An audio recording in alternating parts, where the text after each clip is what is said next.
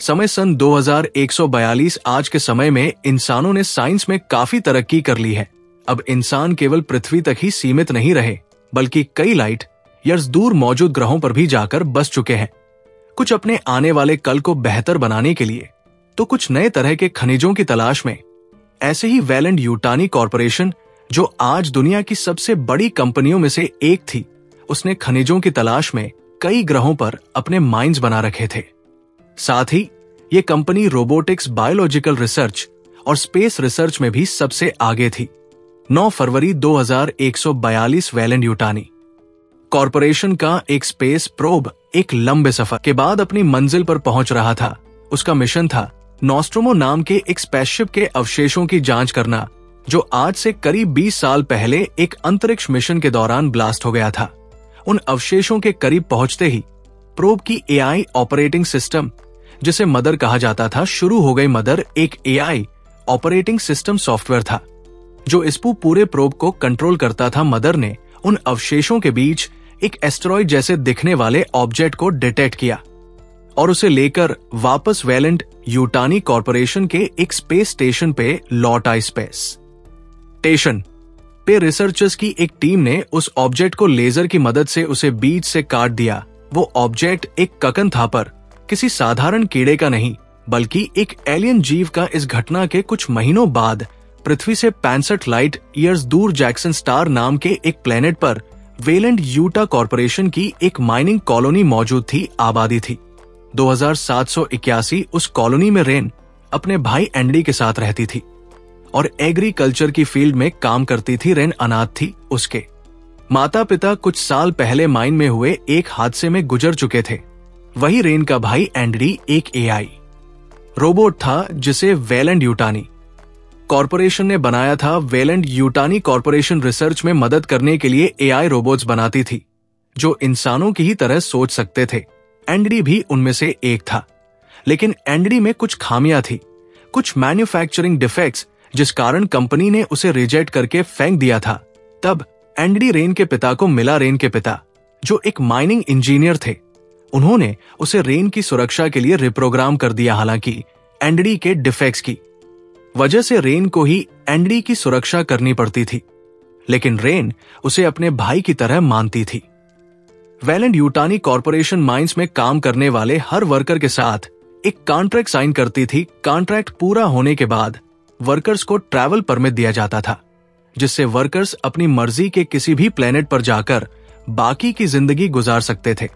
उसी तरह रेन का भी कॉन्ट्रैक्ट पूरा हो चुका था और अब वो जैक्सन प्लेनेट की मुश्किल जिंदगी से निकलकर एंडी के साथ व्याग नाम के एक प्लेनेट पर जाना चाहती थी, जहां का वातावरण कुछ हद तक पृथ्वी की तरह था। रेन एंडी के साथ वैलेंट-यूटानी कॉरपोरेशन के ऑफिस पहुंची, जहां एक क्लर्क से उसने अपने ट्रैवल परमिट की मांग की, लेकिन उस क्लर्क ने कहा कि उनके माइन में वर्कर्स की संख्या कम हो गई है, इसलिए रेन को माइनिंग में ट्रांसफर कर दिया गया है। अब उसे अगले 5 से 6 साल माइन में काम करना होगा, उसके बाद ही उसे ट्रैवल परमिट मिल पाएगा। यह सुनते ही रेन की सारी उम्मीदें चकनाचूर हो गई। वो मायूस होकर कुछ देर एंडी के साथ ऑफिस के बाहर ही बैठी रही। इसी दौरान उसे उसके स्मार्ट वॉच पर एक वीडियो मैसेज आया। वो मैसेज उसके एक्स बॉयफ्रेंड टाइलर का था। मैसेज में टाइलर ने रेन को एक जरूरी काम से मिलने बुलाया और एडी को भी साथ लाने को कहा। रेन उसी वक्त एंडी के साथ टाइलर के घर पहुंच गई। टाइलर अपनी बहन के कजन बियोन और बियोन की गर्लफ्रेंड नवार के साथ रहता था। उनके पास हॉलर कॉबन नाम की एक स्पेसशिप थी, जिससे वे लोग माइन से निकले खनिजों को ट्रांसपोर्ट करने का काम करते थे। रेन की तरह वो भी जैक्सन प्लेनेट से निकलकर व्याग प्लेनेट पर जाना चाहते थे। हालांकि वो अपने शिप से भी भगा जा सकते थे, लेकिन व्याग का सफर 9 सालों का होता था और इतना लंबा सफर स्लीपिंग पॉड्स में सोकर ही तय किया जा सकता था, इसलिए उन्हें स्लीपिंग पॉड्स की तलाश थी। रेन ने आते ही टाइलर से पूछा, तुमने मुझे यहाँ किस काम से बुलाया है? इस पर टाइलर ने उसे बताया, आज जब हम काम खत्म करके घर लौट रहे थे, तब हमारे शिप ने अंतरिक्ष में भटक कर आए वैलेंट-यूटानी कॉरपोरेशन के एक स्पेस स्टेशन को डिटेक्ट किया। शायद उसे किसी वजह से छोड़ दिया गया होगा। हमें स्कैनर से पता चला है कि उस स्पेस स्टेशन में कोई इंसान तो नहीं है, पर वहां अब भी कुछ स्लीपिंग पॉड्स मौजूद है। लेकिन उसे हासिल करने के लिए हमें तुम्हारे भाई एंडी की मदद चाहिए। ये सुन के रेन ने पूछा, पर एंडी इसमें क्या मदद कर सकता है? तभी बियोन बोल पड़ा, दरअसल वेलेन के किसी भी स्पेस स्टेशन या शिप को मदर, जो कि एआई है, वो कंट्रोल करती है। मदर स्पेस स्टेशन के क्रू मेंबर्स के अलावा किसी को भी स्टेशन का दरवाजा खोलने की परमिशन नहीं देती, लेकिन वेलेन के हर रोबोट के पास मदर के सिस्टम का एक्सेस होता है। और एंडी भी तो वेलेन का ही रोबोट है, वो स्पेस स्टेशन का हर दरवाजा खोल सकता है। उसकी मदद से हम बिना किसी परेशानी के स्लीपिंग पॉड्स हासिल कर सकते हैं। इस पर रेन सोच में पड़ गई, क्योंकि बिना परमिशन वेलेन के किसी भी सामान का उपयोग करना गैर कानूनी था। लेकिन जैक्सन प्लेनेट से निकलने का उसके पास यही आखिरी मौका था, इसलिए वो राजी हो गई। फिर कुछ ही देर बाद सारी तैयारी के साथ वे लोग अपने शिप से अंतरिक्ष में मंडराते उस स्पेस स्टेशन की ओर रवाना हो गए। जैक्सन प्लेनेट एक एस्टेरॉयड बेल्ट से घिरा हुआ था, यानी कि उसके ऑर्बिट पर अरबों एस्टेरॉयड चक्कर लगा रहे थे। वही उन्हें एस्टेरॉयड बेल्ट के करीब बढ़ता हुआ वो विशाल स्पेस स्टेशन दिखाई दिया। टाइलर ने अपने सिस्टम पर देखा कि 36 घंटों में वो स्पेस स्टेशन एस्टेरॉयड बेल्ट से टकराने वाला था। उससे पहले किसी भी तरह स्लीपिंग पॉड्स हासिल करना था। शिप की पायलट नवार ने उसी वक्त अपने शिप को स्पेस स्टेशन के एक वेंटिलेशन से जोड़ दिया। उसके बाद टाइलर और बियोन एंडी को लेकर उस वेंटिलेशन के पास आ गए। उन्होंने एंडी को स्कैनर पर अपनी उंगली रखने को कहा। एंडी के उंगली रखते ही उस वेंटिलेशन का दरवाजा खुल गया। ये देख उनकी खुशी 7वें आसमान पर थी। टाइलर, बियोन और एंडी वेंटिलेशन से होते हुए स्पेस स्टेशन के अंदर आ गए। अंदर आकर टाइलर ने एंडी की मदद से स्पेस स्टेशन के सिस्टम को रिबूट कर दिया, जिससे स्पेस स्टेशन में बिजली आ गई और स्टेशन की आर्टिफिशियल ग्रेविटी भी शुरू हो गई। इसके बाद वे लोग उन स्लीपिंग पॉड्स तक पहुंचे, लेकिन उन्हें चेक करने पर टाइलर ने पाया कि उनमें बचे हुए फ्यूल से वे केवल 3 साल तक ही सोए रह सकते थे, पर व्याग तक पहुंचने के लिए तो उन्हें 9 साल लगने वाले थे। वे सभी निराश हो गए। तभी टाइलर को अपने स्कैनर से पता चला कि उस स्टेशन के क्रायो चेंबर में एक्स्ट्रा फ्यूल मौजूद है। टाइलर ने फॉरेन स्लीपिंग पॉड्स को स्पेस स्टेशन से एजेक्ट कर दिया, जिसे नवार उनके शिप पर ले आई। उसके बाद टाइलर, बियोन और एंडी के साथ क्रायो चेंबर की ओर बढ़ गया। इस दौरान रेन और के टाइलर और बियोन के वायरलेस डिवाइस पर मौजूद कैमरे से उन पर नजर रख रहे थे। तभी अचानक ही के बाथरूम की तरफ भागी और उल्टियां करने लगी। रेन ने उसे संभाला और पूछा कि वो ठीक तो है। इस पर के ने बताया कि वो प्रेग्नेंट है और उसके बच्चे का बाप बियोन है, पर उसने रेन को ये बात अपने भाई टाइलर से छुपा कर रखने को कहा। दूसरी ओर टाइलर, बियोन और एंडी फ्यूल की तलाश में भटकते हुए एक चेंबर में पहुंचे, जहां उन्होंने देखा कि उस चेंबर में एक जगह जमीन पर बड़ा सा छेद हो गया था और उस छेद के पास एक आधे कटे हुए आदमी की लाश पड़ी थी। उन्होंने जब करीब से देखा तो पाया कि वो कटा हुआ आदमी एक रोबोट था। लग रहा था कि उस पर किसी ने एसिड फेंककर उसकी चमड़ी को गला दिया हो, पर उसे छोड़ वे लोग आगे क्रायो चेंबर में आ गए। चेंबर में हर तरफ पानी भरा हुआ था। वहां आते ही उन्हें एक जगह पर फ्यूल मिल गया। उन्होंने फ्यूल का एक सिलेंडर निकाल लिया। तभी वो सिलेंडर निकालते ही अचानक पूरे स्पेस स्टेशन पर इमरजेंसी अलार्म बजने लगा और क्रायो चेंबर का दरवाजा लॉक हो गया। एंडी ने उसे खोलने की कोशिश की, पर अब वह दरवाजा एंडी से भी नहीं खुला। टाइलर, बियोन और एंडी काफी ज्यादा परेशान हो उठे। अब धीरे धीरे उस चैम्बर का टेम्परेचर अपने आप ही बढ़ता जा रहा था।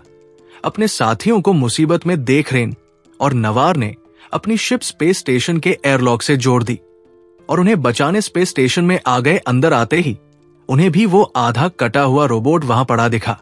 उसे देख रेन को एक आइडिया आया।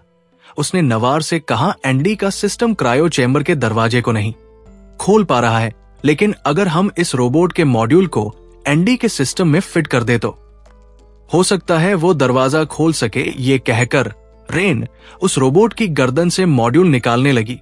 तभी अचानक ही वह रोबोट जाग उठा और रेन का हाथ दबोच लिया, लेकिन नवार और रेन ने मिलकर फौरन उसका मॉड्यूल निकाल दिया, जिससे वह दोबारा निष्क्रिय हो गया। वो मॉड्यूल लेकर रेन और नवार तुरंत क्रायो चेंबर की ओर भागे और दरवाजे के गैप से टाइलर को वो मॉड्यूल देते हुए उसे एंडी पर लगाने को कहा। उस वक्त एंडी उस चैम्बर में थोड़ा आगे आ चुका था। तभी उसे चैम्बर में कुछ मशीनें नजर आई। एंडी ने देखा कि उन मशीनों के अंदर कुछ अजीब से जीव कैद थे, पर वे जीव बिल्कुल भी हिल डुल नहीं रहे थे।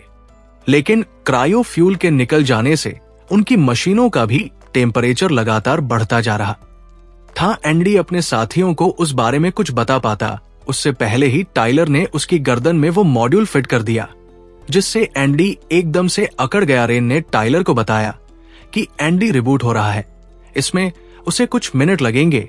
ये सुनकर वे सभी इंतजार करने लगे। इसी दौरान चेंबर में गर्मी बढ़ने से मशीनों में कैद वे जीव अचानक ही जागने लगे और तभी एक जीव मशीन को फाड़कर बाहर निकल आया। उधर टाइलर और बियोन दरवाजा खोलने की कोशिश में लगे थे कि तभी वो जीव पानी से उछलकर सीधा टाइलर के चेहरे पर झपट पड़ा और अपना एक टेंटिकल उसके मुंह में घुसाने लगा। ये देख डर के मारे बर ने अपनी टेजर स्टिक से उस जीव को झटका दिया, जिससे उसने टाइलर को छोड़ दिया।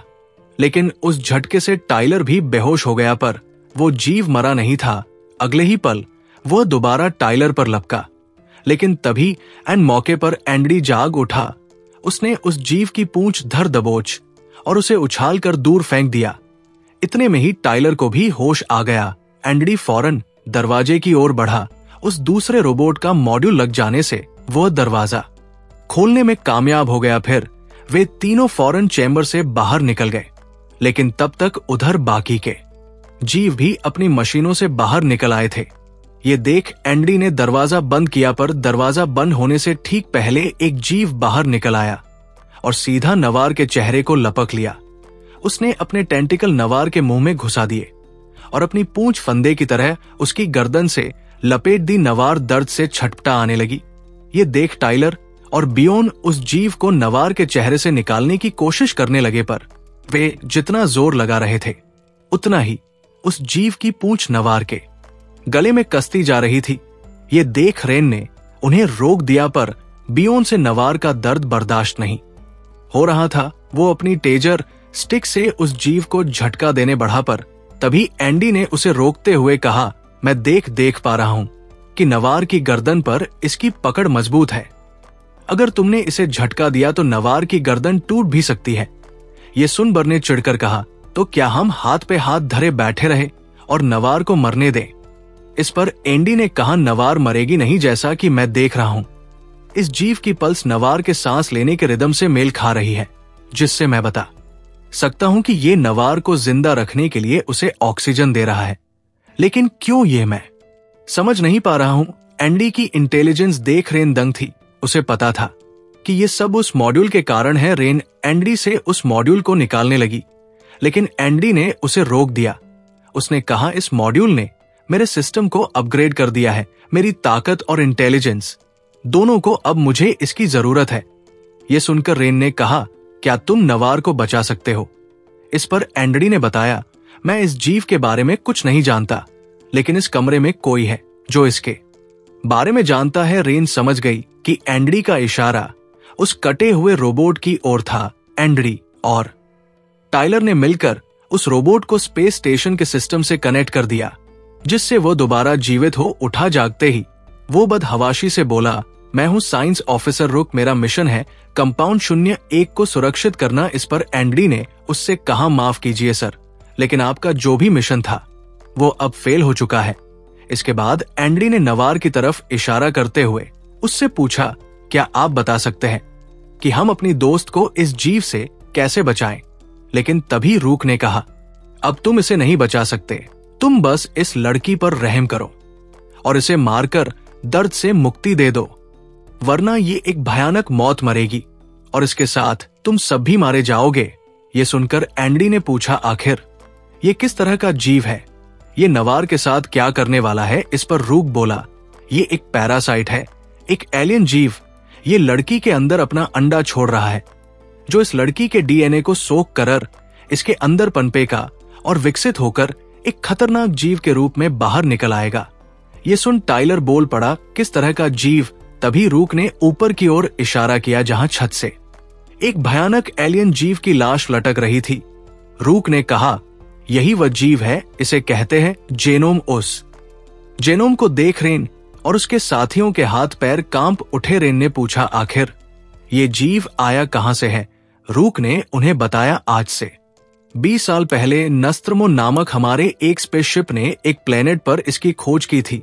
तब इस जीव ने उनके शिप पर घुसपैठ कर लिया था। इस जीव ने सारे क्रू मेंबर्स को खत्म कर दिया था, लेकिन एक क्रू मेंबर ने इसे शिप के साथ ही अंतरिक्ष में उड़ा दिया और शटल की मदद से बच निकली। तब से हमें इस जीव की तलाश थी। फिर आज से 170 दिन पहले हमारे प्रोब ने नॉस्ट्रोमो शिप के मलबे में इस जीव को डिटेक्ट किया और इसे मरा हुआ समझकर इस स्पेस स्टेशन पर ले आया। तब हमने देखा कि ये अब तक का पाया गया सबसे परफेक्ट जीव है, जो बिना खाना और औख सीजन के भी कैसी भी परिस्थिति में जीवित रह सकता है। यहां लाए जाने के बाद एक दिन ये जीव अचानक ही जिंदा हो गया और हमारे सारे क्रू मेंबर्स को खत्म कर दिया। लेकिन हमारे बचे हुए कुछ साथियों ने इसे गोलियों से भून डाला और तब जाकर ये मरा। लेकिन इस जीव का ब्लड एक प्रकार का एसिड है। इसके एसिड ब्लड से वे बचे हुए लोग भी मारे गए और ये स्पेस स्टेशन देहस नहस हो गया। ये सुनकर रेन और उसके साथी समझ गए कि अगर वे नवार से लिपटे उस पैरासाइट को कोई भी चोट पहुंचाएंगे तो उसका एसिड ब्लड नवार की जान ले लेगा। तभी रेन को एक आइडिया सूझा। उसने कहा, अगर हम इस पैरासाइट की पूंछ को क्रायोफ्यूल से जमा दें तो इसकी पकड़ ढीली हो जाएगी, फिर हम नवार को इससे छुड़ा सकते हैं। यह सुनते ही टाइलर ने बिना एक पल गवाए उस पैरासाइट की पूंछ को क्रायोफ्यूल से जमा दिया, जिससे उसने नवार की गर्दन छोड़ दी। टाइलर और बियोन ने फौरन पैरासाइट को नवार के चेहरे से खींचकर गड्ढे में फेंक दिया। अगले ही पल नवार छटपटा हुई उठ खड़ी हुई।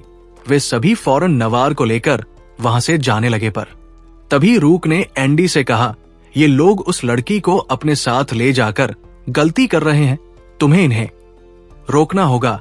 ये सुनकर एंडी भी रूक की बात मानता हुआ नवार को वहां से ले जाने से रोकने लगा। पर तभी बर ने एंडी को टेजर स्टिक से झटका दे दिया, जिससे एंडी दूर जा गिरा। रेन और टाइलर एंडी को संभालने लगे। इतने में ही बर नवार को वहां से ले भागा और अपने शिप पर आ गया। जब तक एंडी, टाइलर और रेन स्पेस स्टेशन के एयरलॉक तक पहुंचे, तब तक योन और नवार अपने शिप को एयरलॉक से अलग कर चुके थे। नवारोन पिट पर आ गई, जहां के भी मौजूद थी। वो किसे बिना कुछ बोले एंडी, टाइलर और रेन को छोड़कर वहां से जाने की तैयारी करने लगी। पर तभी नवार को सीने में एक दर्द सा उठा और देखते ही देखते उसके मुंह से झाग निकलने लगा। घबराई हुई के ने उसे संभालने की कोशिश की, लेकिन तभी कुछ ऐसा हुआ जिसने के की आत्मा कपा दी। अगले ही पल नवार का सीना फट पड़ा और उसके सीने को चीरकर एक एलियन जीव बाहर निकलने लगा। उसे देख के डर से चीखने चिल्लाने लगी। वहीं उस असनियत दर्द से छटपटा हुई नवार के पैर से शिप का एक्सेलरेटर दब गया, जिससे उनकी शिप बेकाबू होकर स्पेस स्टेशन के इंजन से टकराती हुई इधर उधर घूमने लगी। उस टक्कर से स्पेस स्टेशन के एक इंजन में धमाका हो गया, जिससे वो स्पेस स्टेशन और तेजी से एस्टेरॉयड बेल्ट की ओर बढ़ने लगा। उधर शिप में की चीख सुनकर जब बियोन कॉकपिट पर पहुंचा तो नवार की छाती से निकलते उस एलियन जीव को देखकर उसकी जान ही हलक में आ गई। इसी दौरान उनकी बेकाबू हो चुकी शिप उड़ती हुई स्पेस स्टेशन के दूसरे हिस्से में आकर सीधा कार्गो डेक में जा घुसी। इधर रेन, टाइलर और एंडी स्पेस स्टेशन के मॉनिटर से उस शिप पर नजर रख रहे थे। उन्होंने बियोन से संपर्क करके वहां के हालात पूछे, लेकिन उन्हें शिप से किसी का भी जवाब नहीं आया। वे फौरन बर्न और बाकियों की मदद करने स्टेशन के दूसरे हिस्से की ओर जाने लगे। इसी दौरान उस स्पेस स्टेशन में अनाउंसमेंट हुई कि स्पेस स्टेशन 37 मिनट में एस्टेरॉयड बेल्ट से टकराने वाला है। उस अनाउंसमेंट से रेन और उसके साथियों की मुसीबतें और बढ़ गई। वे तेजी से शिप की ओर बढ़ ही रहे थे कि तभी एक भयानक मंजर ने उनके रास्ते में रुकावट खड़ी कर दी। उन्होंने देखा कि शिप के दूसरे हिस्से में जाने वाले ब्रिज पर उन एलियन पैरासाइट्स का जमावड़ा लगा हुआ था।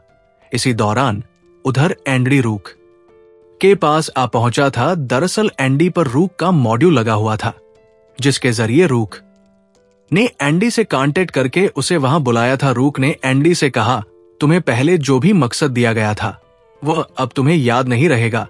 अब तुम्हें सिर्फ मेरा मकसद पूरा करना है। अब से मैं तुम्हारा बॉस हूं।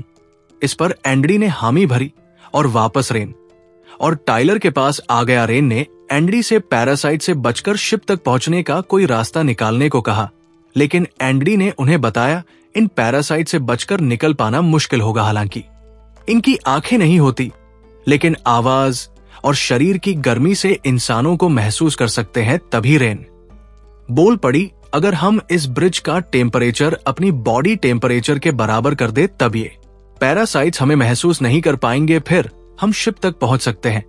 ये सुनकर एंड्री ने शिप का टेम्परेचर ह्यूमन बॉडी टेम्परेचर के करीब ला दिया, लेकिन उसने रेन और टाइलर को चेतावनी देते हुए कहा, मैंने ब्रिज का टेम्परेचर तो सेट कर दिया है, लेकिन डर, घबराहट और स्ट्रेस तुम्हारे शरीर के टेम्परेचर को कम या ज्यादा कर सकते हैं और तुम पैरासाइट्स की पकड़ में आ सकते हो। इसलिए तुम्हें बिल्कुल शांत रहकर आगे बढ़ना होगा। इसके बाद वे तीनों दबे पांव पैरासाइट्स के बीच से होते हुए आगे बढ़ने लगे। इसी दौरान उधर शिप पर के बेहोशी से जाग उठे व डरी सहमी शिप पर जब थोड़ा आगे गई तो देखा कि वहां फ्लोर पर नवार की छाती से निकले उस एलियन जीव की खाल पड़ी थी। वहीं उसकी निगाहें दीवार की ओर गई। उस दीवार पर उसी एलियन जीव का काकून लटका हुआ था। वो एलियन जीव अपने काकून के अंदर पनप रहा था। उसे देख के डर से चीखने ही वाली थी कि तभी बर ने आकर उसका मुंह बंद कर दिया। उसके बाद गुस्से से बौखलाए बरन ने नवार की मौत का बदला लेने के लिए अपनी टेजर स्टिक उस एलियन के काकून में ही घुसा दी। बिजली के झटके से वो जीव कराने लगा, पर तभी उस स्टिक से बिजली निकलनी बंद हो गई। बर्न ने जब वो टेजर स्टिक काकून से बाहर निकाली तो देखा कि वो आधी गल चुकी थी। लग रहा था मानो उसे तेजाब में डुबो दिया गया हो। अगले ही पल उस जीव ने काकून से अपना डंक निकाला और बियोन की आंख में ही घुसा दिया। बियोन दर्द से कहरा आता हुआ वही गिर पड़ा। इतने में ही काकून से बर्न के शरीर पर उस जीव का एसिड ब्लड गिरने लगा, जिसने बर्न की छाती में छेद कर दिया। बर्न तड़प कर वहीं मर गया। उसे देख के डर से कांपती हुई दरवाजे की ओर भागी, लेकिन बदकिस्मती से वह दरवाजा लॉक था। उसी वक्त के ने वायरलेस पर अपने भाई टाइलर से संपर्क किया और उसे सारी बात बताई के को मुसीबत में देख टाइलर वही रुक गया और फुसफुस कर के को बताया कि वह दरवाजा एक चाबी से खुलता है और वो चाबी आसपास ही कहीं होगी। ये सुनकर के चाबी ढूंढने लगी, लेकिन तब तक उधर काकून के अंदर वह जीव विकसित होकर जनोम का रूप ले चुका था। वो खूंखार जनोम अपने ककन से बाहर आने लगा। इतने में ही के को शिप के दरवाजे की चाबी मिल गई और वह शिप से निकलकर भागने लगी, लेकिन हड़बड़ाहट में वो ठोकर खाकर चीखती हुई सीधा शिप के एक कंपार्टमेंट में जा गिरी और बेहोश हो गई। उसकी चीख सुनकर इधर टाइलर पसीने से तरबतर हो गया और उसके शरीर का टेम्परेचर हाई हो गया। इससे पैरासाइट्स को उसकी भनक लग गई। इससे पहले कि वे हमला करते, टाइलर, रेन और एंड्री अपनी पूरी तेजी के साथ वहां से भागे, पर पैरासाइट्स झुंड के झुंड उनके पीछे लगे हुए थे। तभी एक जगह पर आकर एंड्री ने कॉरिडोर का दरवाजा बंद कर दिया और वे तीनों बाल बाल बच गए। उधर दूसरी ओर के को अब होश आ चुका था, लेकिन वो जेनोम उसकी तलाश में आसपास मंडरा रहा था कि उससे छुपती छुपाती एक दरवाजे के पास आ गई, लेकिन वह दरवाजा लॉक पाकर के बेचैन हो उठी। तभी टाइलर रेन और एंडी के को ढूंढते हुए वहां पहुंच गए। टाइलर ने एंडी से वो दरवाजा खोलने को कहा, पर एंडी को चेंबर में जेनोम के होने की भनक लग गई, इसलिए उसने दरवाजा खोलने से इनकार कर दिया। टाइलर दरवाजा खोलने के लिए एंडी के हाथ पांव जोड़ने लगा, लेकिन एंडी टस से मस नहीं हुआ। इतने में ही अचानक जेनोम नेके को रद बोचा और उसे उठा ले गया।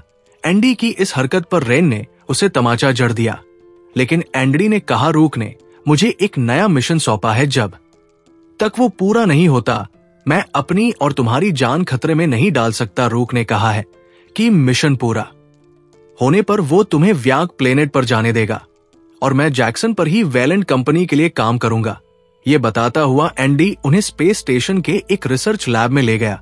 वे तीनों उस लैब में एंटर हुए। उन्होंने देखा वहां एक बॉक्स के अंदर एक पैरासाइट को कैद करके रखा गया था। उसके हर टेंटिकल पर ट्यूब्स लगे हुए थे और उससे किसी तरह का काला पदार्थ एक्सट्रैक्ट किया जा रहा था।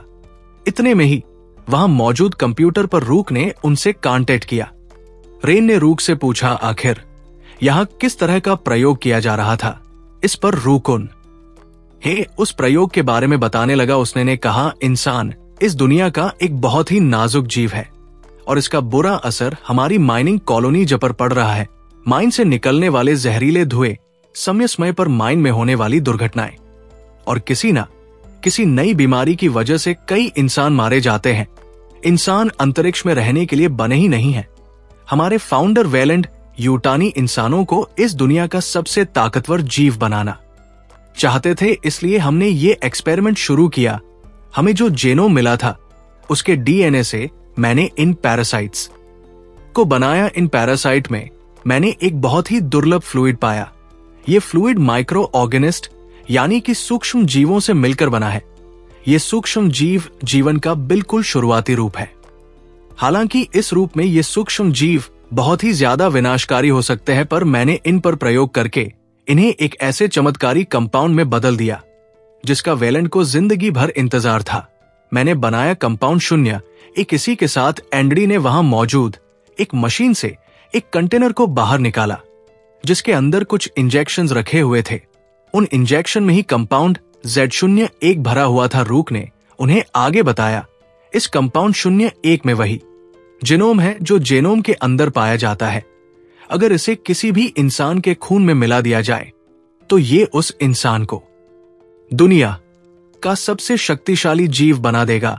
वो इंसान अंतरिक्ष के किसी भी प्लेनेट पर किसी भी एनवायरनमेंट में जिंदा रह पाएगा। जिंदा रहने के लिए उसे ना तो ऑक्सीजन की जरूरत होगी और ना खाने की। ये कंपाउंड इंसानों के लिए ईश्वर का वरदान साबित होगा।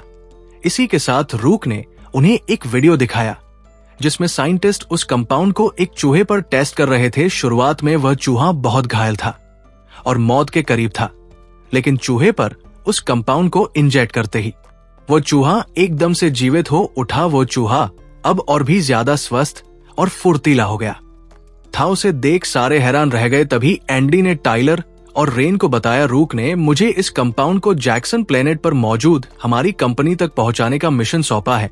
हम इस कंपाउंड को जैसे ही अपने शिप पर रखेंगे, रूक शिप का ऑटो पायलट मोड ऑन करके हमें वापस जैक्सन पर ले जाएगा। बस एक बार हम ये कंपाउंड कंपनी के हवाले कर दें, उसके बाद तुम लोगों को भी वगा जाने का ट्रैवल परमिट मिल जाएगा।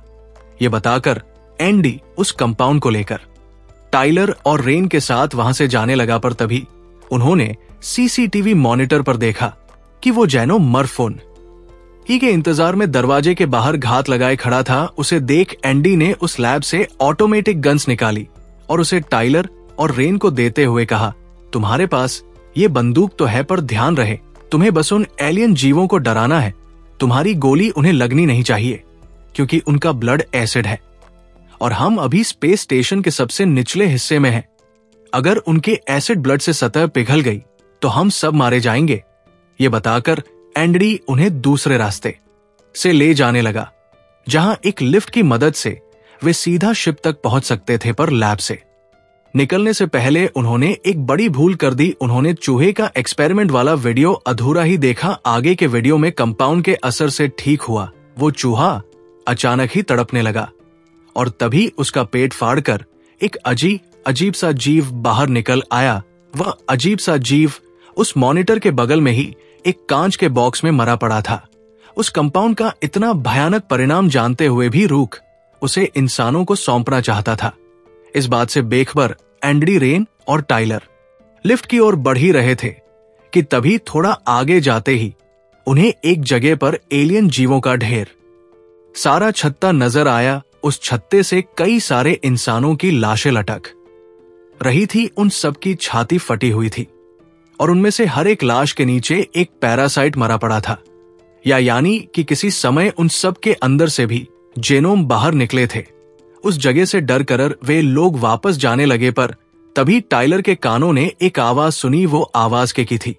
उसे सुन टाइलर तुरंत की ओर भागा। तभी एक जगह पे आकर उसने देखा कि जेनोम ने को अपने जाल में फंसाकर कैद कर रखा था कि अब भी जिंदा थी पर बुरी तरह जख्मी थी। उसे तड़पता देख एंडी ने टाइलर को कंपाउंड का एक इंजेक्शन दिया और उसे के पर लगाने को कहा। ये सुन टाइलर के को वो इंजेक्शन लगाने बढ़ा, लेकिन तभी रेन ने उसे रोकते हुए कहा, मुझे ये आइडिया ठीक नहीं लग रहा है, इसके बजाय हम इसे जल्दी स्लीपिंग पॉड तक ले चलते हैं। उसमें सुलाकर रखने पर ये जिंदा रहेगी, फिर हम कॉलोनी वापस लौटकर वहां इसका इलाज करवाएंगे।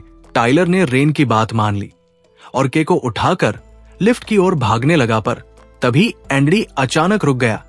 उसे जेनोम की गुर्रा हट सुनाई दे रही थी, जो आसपास ही कहीं मौजूद था, लेकिन उसकी फिक्र छोड़ टाइलर और रेन के को लेकर लिफ्ट के पास आ गए। टाइलर के को रेन के पास छोड़कर लिफ्ट का दरवाजा खोलने लगा, पर तभी वो जेनोम वहां पहुंच गया। उसने अपनी धारदार पूंछ से रेन पर वार किया, लेकिन तभी टाइलर रेन को बचाता हुआ उनके बीच में आ गया और वो पूंछ टाइलर के आर पार धंस गई। ये देख एंडी टाइलर को बचाने भागा, लेकिन जेनोम ने एंडी को मार कर दूर फेंक दिया, जिससे एंडी के सिस्टम में खराबी आ गई। फिर जेनोम ने बड़ी ही बेदर्दी से टाइलर को चीर फाड़ डाला और एंडी की तरफ बढ़ने लगा। ये देख रेन एंडी को बचाने गई, लेकिन तभी उसने देखा कि वहां एक नहीं बल्कि कई सारे जेनोम फर्म मौजूद थे, जो झुंड के झुंड उनकी ओर बढ़ने लगे। ये देख रेन के को लेकर लिफ्ट में आ गई और शिप की ओर जाने लगी, लेकिन रेन एंडी को मरता हुआ छोड़कर नहीं जा सकती थी। उसने के को कंपाउंड के इंजेक्शन सौंपते हुए शिप पर जाने के लिए कहा और खुद एंडी को बचाने निकल पड़ी, लेकिन के लिए अब दर्द सहना मुश्किल हो गया था। उस दर्द से छुटकारा पाने की उम्मीद में उसने कंपाउंड का एक इंजेक्शन खुद पर इंजेक्ट कर लिया। उधर अब शिप को एस्टेरॉयड बेल्ट से टकराने में केवल 10 मिनट बचे थे। उससे पहले रेन को किसी भी तरह एंडी को बचाकर शिप तक पहुंचना था। रेन जल्दी सीढ़ियों से होकर एंडी के पास पहुंच गई। उसने देखा कि एंडी अब भी उसी जगह पर पड़ा था और जेनोम उसे छोड़कर जा चुके थे। रेन ने फौरन एंडी के सिस्टम से रूक का मॉड्यूल निकाल दिया और एंडी को रिसेट कर दिया, जिसके बाद एंडी की एबिलिटीज फिर से पहले जैसी हो गई। एंडी ने अपने किए के लिए रेन से माफी मांगी, तभी इतने में ही उन्हें उनकी ओर आते हुए जेनोम्स की गुर्रा हट सुनाई दी। उसे सुन रेन एंडी को लेकर तुरंत वहां से भागी आगे जाकर। वे लोग एक कंट्रोल रूम में पहुंच गए, पर वहां से आगे जाने का हर दरवाजा लॉक था। एंडी की कई कोशिशों के बाद भी वह दरवाजा खुल नहीं पाया। इतने में ही कंप्यूटर पर रूक ने उनसे संपर्क किया। रेन ने रूक से दरवाजा खोलने की विनती की, पर रूक ने कहा, जेनोम तुम्हारे पीछे है, मैं दरवाजा खोलकर अपने मिशन को खतरे में नहीं डाल सकता। वैसे भी तुम्हारी दोस्त कंपाउंड लेकर शिप पर पहुंच चुकी है। वह जैसे ही शिप का ऑटो पायलट मोड ऑन करेगी, मैं उसे कंपाउंड के साथ कॉलोनी तक पहुंचा दूंगा। अब मुझे तुम लोगों की कोई जरूरत नहीं है।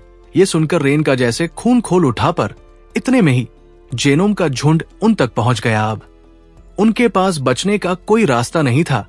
अगर रेन उन पर गोली चलाती तो उनके एसिड ब्लड से शिप तबाह हो जाता और वे मारे जाते, इसलिए वो उन पर गोलियां भी नहीं चला सकती थी।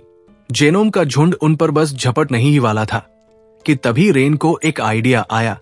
उसने झट से शिप की आर्टिफिशियल ग्रेविटी कुछ देर के लिए बंद कर दी, जिससे वे सभी हवा में उड़ने लगे। इसके बाद रेन उन जेनोम पर अंधाधुंध गोलियां बरसाने लगी। ग्रेविटी न होने की वजह से उनका एसिड ब्लड सतह को छू नहीं पाया, जिससे सतह पिघलने से बच गई। इस तरह सारे जेनोम को खत्म करके आखिरकार रेन और एंडी अपने शिप तक पहुंच ही गए। वहीं के अब भी दर्द में थी, लेकिन फिर भी वो उन्हें छोड़कर नहीं भागी थी। इतने में ही वो स्पेस स्टेशन एस्टेरॉयड बेल्ट के करीब पहुंच गया और उससे टकराता हुआ धीरे धीरे नष्ट होने लगा। ये देख रेन ने फौरन शिप का ऑटो पायलट मोड ऑन कर दिया, जिससे उनकी शिप स्पेस स्टेशन से निकलकर वापस जैक्सन प्लेनेट की तरफ बढ़ने लगी। इसके बाद रेन ने के को स्लीपिंग पॉड में सुलाकर उसे दर्द से राहत दे दी। इसी दौरान शिप के मॉनिटर पर रूक ने उनसे संपर्क किया और उन्हें मिशन पूरा होने की बधाई देने लगा, पर तभी रेन ने शिप का ऑटो पायलट मोड जैक्सन की जगह वगा प्लेनेट की ओर सेट कर दिया। उसने रूक से कहा, धोखेबाज, अब तुम्हारा ये कंपाउंड तुम्हारी कंपनी तक कभी नहीं पहुंचेगा, क्योंकि अब हम यहां से सीधा व्याग की ओर रवाना होंगे। ये कहकर रेन ने रूक से संपर्क तोड़ दिया। इस तरह स्पेस स्टेशन के साथ रूक का भी अंत हो गया और सारे एलियंस भी मारे गए। इसके बाद रेन ने एंडी के सिस्टम को 9 सालों के सफर के लिए तैयार कर दिया और उसे रिबूट होता छोड़कर स्लीपिंग पॉड्स की तरफ आ गई और उनमें फ्यूल डालने लगी। लेकिन तभी अचानक ही के स्लीपिंग पॉड में इमरजेंसी अलार्म बजने लगा। रेन ने जब वो स्लीपिंग पॉड बाहर निकाला तो देखा कि के जाग गई थी। उसका पेट फूला हुआ था और वो दर्द से छटपटा रही थी। ना जाने कैसे पर इतनी जल्दी उसका बच्चा डिलीवरी के स्टेज में आ गया था और उसे लेबर पेन शुरू हो गए थे। उसी पल रेन को उसकी गर्दन पर कंपाउंड के इंजेक्शन का निशान दिखा रेन समझ गई कि ये सब उस कंपाउंड के इंजेक्शन का ही नतीजा है। तभी अचानक के गर्भ से एक अजीब से अंडे के आकार की चीज बाहर निकल आई कि ये कहती हुई चीखने लगी कि इस चीज को मुझसे दूर कर दो। उसे सुनकर रेन ने फौरन उस अंडे को के गर्भ से अलग कर दिया और उसे एक कपड़े में लपेटकर शिप से बाहर फेंकने ले जाने लगी। लेकिन अचानक ही उस अंडे से एसिड रिसने लगा। रेन ने उसे वही छोड़ दिया। इतने में ही वो अंडा किसी फूल के पंखों की तरह खुलने लगा और तभी रेन को उस अंडे के बीच में एक नवजात बच्चे की झलक दिखाई दी, पर वो कोई इंसानी बच्चा नहीं बल्कि कोई अलग ही प्राणी लग रहा था। इतने में ही एसिड से सतह पिघल गई और वो अंडा नीचे के कार्गो डेक पर जा गिरा। कार्गो डेक पर माइन की धूल मिट्टी जमा थी, जिसकी वजह से नीचे की सतह पिघलने से बच गई। रेन ने उस प्राणी को खत्म करने के लिए क्रायो फ्यूल की स्प्रे उठा ली और उसे ढूंढती हुई नीचे कार्गो डेक पर पहुंच गई। वहीं उसे वो अंडा दिखा, पर अब उसमें केवल एसिड भरा था। उसके अंदर से वह प्राणी गायब हो चुका था। रेन उस प्राणी को ढूंढने लगी। तभी नीचे मिट्टी पर उसे कुछ कदमों के निशान नजर आए जो किसी जानवर के पंजों की तरह लग रहे थे। रेन उस निशान का पीछा करने लगी। इस दौरान उधर कार्गो डेक को नुकसान पहुंचने से उनकी शिप ऑटो पायलट से मैनुअल मोड में आ गई थी और कोई पायलट ना होने की वजह से धीरे धीरे एस्ट्राइड बेल्ट की ओर गिर रही थी। उधर एंडी पूरी तरह रिबूट हो गया। वो उठकर हालात का जायजा लेने से स्लीपिंग चेंबर में आया। वही के एक कोने में बैठी डर से कांप रही थी के सीने से दूध की जगह कोई चिपचिपा काला लूड रिस रहा था। एंडी के को संभालने बड़ा ही था कि तभी पीछे से एक अजीब सा विशाल प्राणी अपने 4 पैरों पर रेंगता हुआ उनकी ओर आने लगा। ये उसी अंडे से निकला प्राणी था जिसने कुछ ही मिनटों में एक विशाल रूप ले लिया था। वो इंसान और जेनोम एलियन का मिलाजुला रूप लग रहा था। अगले ही पल वह प्राणी 2 पैरों पर खड़ा हो गया और गुर्रा आता हुआ के की ओर बढ़ने लगा। ये देख एंडी ने उसे रोकने की कोशिश की, पर उसने अपने धार नाखूनों से एंडी की गर्दन ही चीर डाली। उसके बाद वो के बेहद करीब आ गया और किसी कीड़े की तरह लबात अपनी जीभ बाहर निकाली। उसे देख के चीख पड़ी की चीख सुनकर रेन भागी। जब वहां पहुंची तो देखा कि उस प्राणी ने के अंदर से निकलते उस काले फ्लूइड को चूस कर के को मार डाला था। के को मारने के बाद वो प्राणी रेन की ओर बढ़ने लगा। ये देख रेन ने उस पर क्रायो फ्यूल स्प्रे कर दिया, लेकिन तभी उस प्राणी ने अपने पंजे सिरे पर वार किया, जिससे क्रायो फ्यूल स्प्रे होता हुआ वही गिर गया। रेन फौरन वहां से भागी और एंडी के पास आ गई। एंडी चलने की हालत में नहीं था। रेन उसे घसीट हुई उस प्राणी से दूर ले जाने लगी, पर तभी वो क्रायो फ्यूल पूरे शिप में फैलने लगा, जिससे शिप इतनी ठंडी हो गई कि वहां मौजूद हर चीज जमने लगी। लेकिन उस प्राणी पर ठंड का भी कोई असर नहीं हो रहा था। वो तेजी से रेन की ओर बढ़ने लगा। उसे देख रेन मजबूरन एंडी को छोड़कर वहां से निकल गई। ठंड के कारण रेन का भी बुरा हाल हो चुका था। इससे पहले कि ठंड से उसकी मौत हो जाती, उसने खुद को एक चेंबर में बंद करके फौरन स्पेस सूट पहन लिया। लेकिन तभी वो प्राणी चेंबर का दरवाजा तोड़कर अंदर आने लगा। ये देख रेन एक रस्सी के सहारे कार्गो डेक पर आ गई।